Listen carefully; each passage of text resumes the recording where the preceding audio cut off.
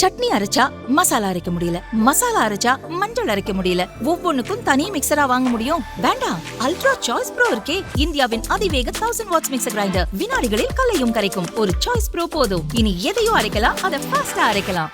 தமிழகத்தில் ஒரு வாரம் மேலாக பரவலாக கனமழை பெய்து வரும் நிலையில் இந்த மழை இன்னும் ஒரு வாரம் நீடிக்கும் என்று சென்னை வானிலை மையம் அறிவித்துள்ளது. அதன் அறிக்கை: தென்மேற்கு வங்கக்கடல் மற்றும் அதனை ஒட்டிய தென் தமிழக கடலோர பகுதிகள் மேல் ஒரு வளிமண்டல கீழடுக்கு சுழற்சி நிலவுகிறது. இதன் காரணமாக தமிழகம், புதுச்சேரி, காரைக்கால் பகுதிகளில் இடி மின்னலுடன் கனமழை கொட்டி தீர்க்க வாய்ப்புள்ளது. இன்று கோவை, திருநெல்வேலி மாவட்ட மலைப்பகுதிகள், நீலகிரி, தேனி, தென்காசி, கன்னியாகுமரி, மதுரை, திண்டுக்கல், திருச்சி மாவட்டங்களில் கனமழை கொட்டி தீர்க்கும்.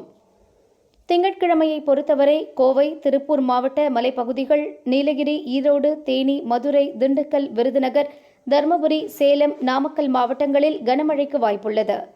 செவ்வாய்க்கிழமை கோவை மாவட்ட மலைப்பகுதிகள், நீலகிரி, தேனி, தென்காசி மாவட்டங்களிலும், புதன்கிழமை திருநெல்வேலி மாவட்ட மலைப்பகுதிகள், தூத்துக்குடி, ராமநாதபுரம், விருதுநகர், சிவகங்கை, புதுக்கோட்டை, நாகப்பட்டினம், மயிலாடுதுறை, தஞ்சாவூர், திருவாரூர் மாவட்டங்களிலும் கனமழை பெய்யக்கூடும்.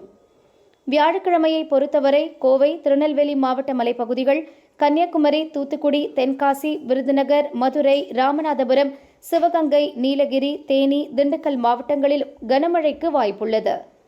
வெள்ளிக்கிழமை கன்னியாகுமரி, திருநெல்வேலி, தூத்துக்குடி, தென்காசி, விருதுநகர், மதுரை, ராமநாதபுரம், சிவகங்கை, புதுக்கோட்டை, நாகப்பட்டினம், மயிலாடுதுறை, தஞ்சாவூர், திருவாரூர் மாவட்டங்களில் கனமழை பெய்யும். சனிக்கிழமையை பொறுத்தவரை கன்னியாகுமரி, திருநெல்வேலி, தூத்துக்குடி, தென்காசி, விருதுநகர், மதுரை, ராமநாதபுரம், சிவகங்கை, புதுக்கோட்டை, நாகப்பட்டினம், மயிலாடுதுறை, தஞ்சாவூர், திருவாரூர், கடலூர், தேனி, திண்டுக்கல் மற்றும் காரைக்கால் பகுதிகளில் கனமழை கொட்டி தீர்க்கும். சென்னையை பொறுத்தவரை அடுத்த 48 மணி நேரத்திற்கு வானம் ஓரளவு மேகமூட்டத்துடன் காணப்படும். ஓரிரு இடங்களில் இடி மின்னலுடன் மிதமான மழை பெய்ய வாய்ப்புள்ளது.